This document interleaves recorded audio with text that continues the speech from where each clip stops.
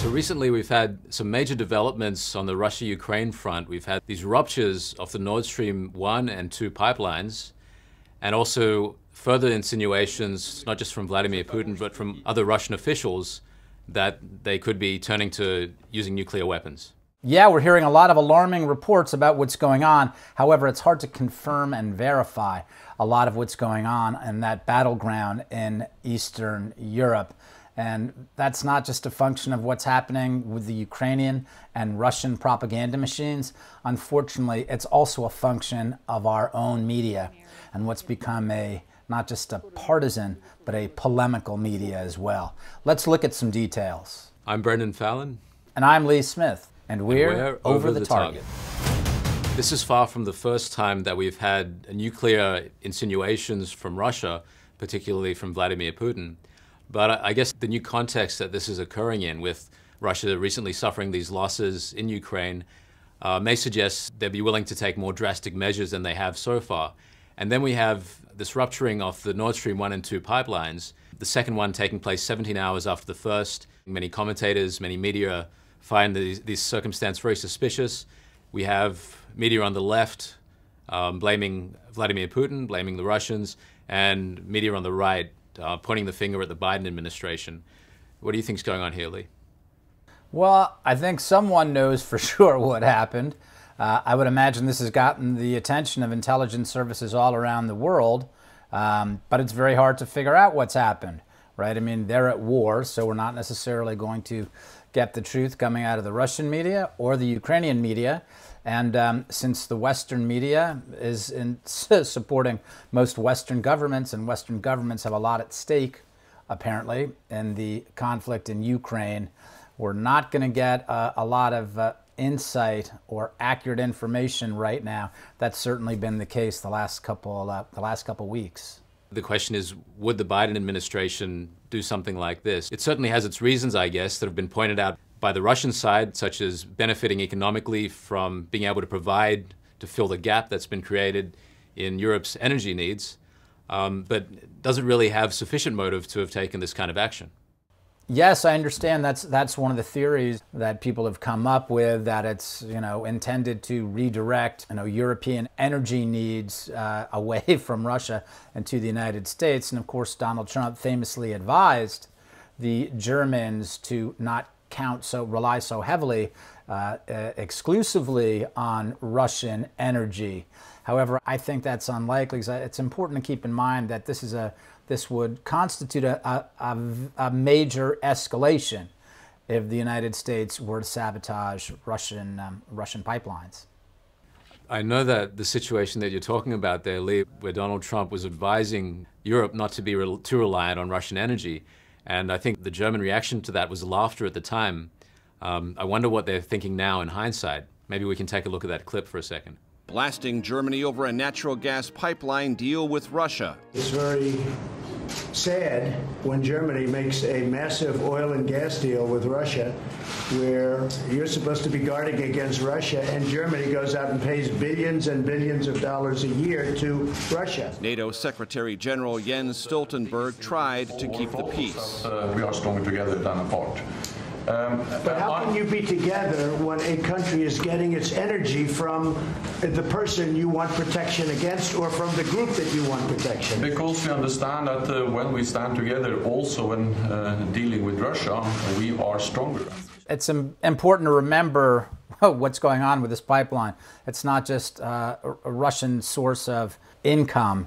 It's also, this is what sends gas to the continent. So the idea that the United States are necessarily going to sabotage all of their friends on the continent, including Germany, which is a very important U.S. ally, again, that's another thing that makes it, I believe, the theory implausible.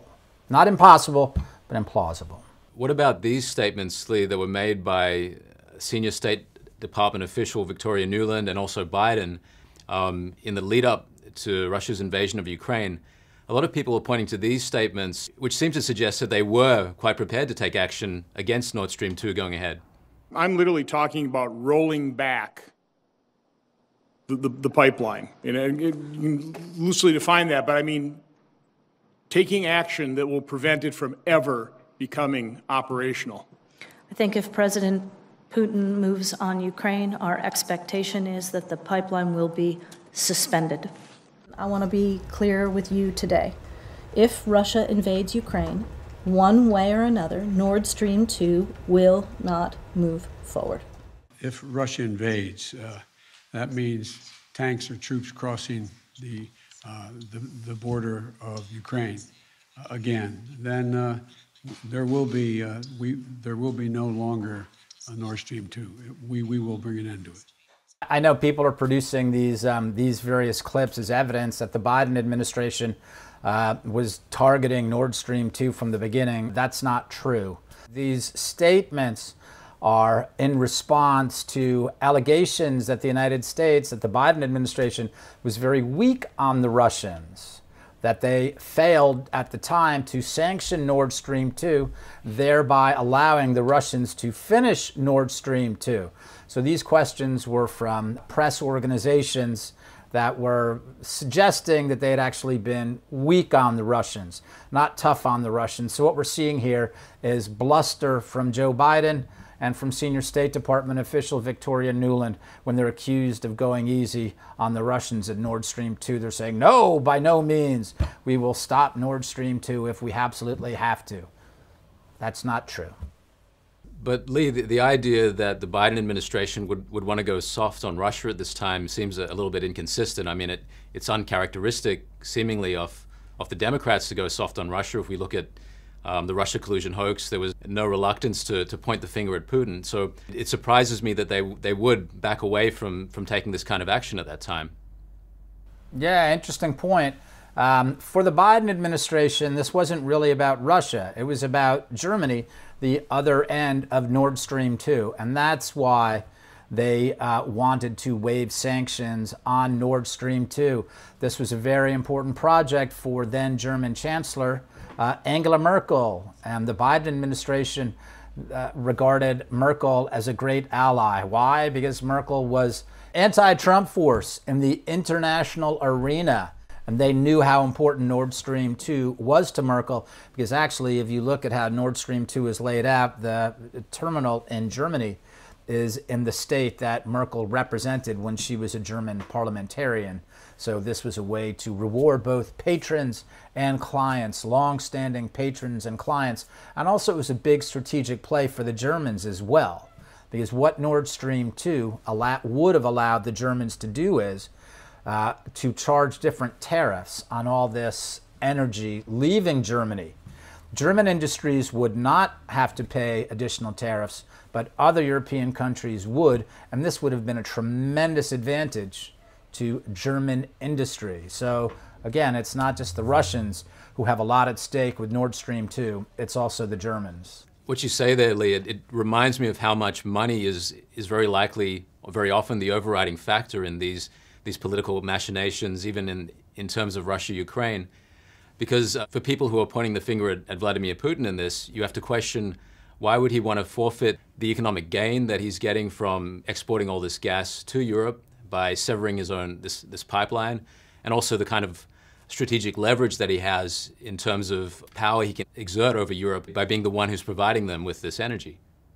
Yeah, there's a lot of people, Brendon, who are arguing that Vladimir Putin sabotaged Nord Stream 1 and Nord Stream 2. And again, while certainly within the realm of possibility, I find it unlikely for the reasons that you said. This is a strategic Russian instrument, right? Russian energy is what keeps Moscow wealthy. So the idea that Putin is going to sabotage those lines seems unlikely. And there are certainly other ways to turn up the pressure on the Europeans than sabotage your own pipelines. So with these factors that we've looked at, it's surprising that there is, within the media, such conviction that it's either Biden or Putin who'd be responsible for the sabotage of these pipelines. There's another possibility here, which is not sabotage, but it's a maintenance failure.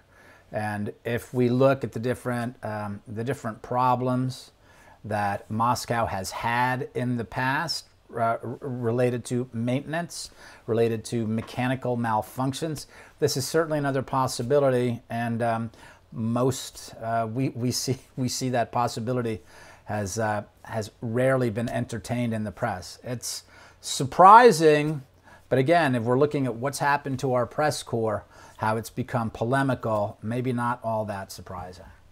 If you're enjoying watching this episode of Over the Target on YouTube, you can find the full-length video on Epoch TV. Watch us exclusively on Epoch TV, where you'll find not only Over the Target, but all your favorite Epoch TV shows, like Brendan Fallon's Vital Signs. That's right, that's my new health show. Come get healthy with me on Vital Signs. See you there.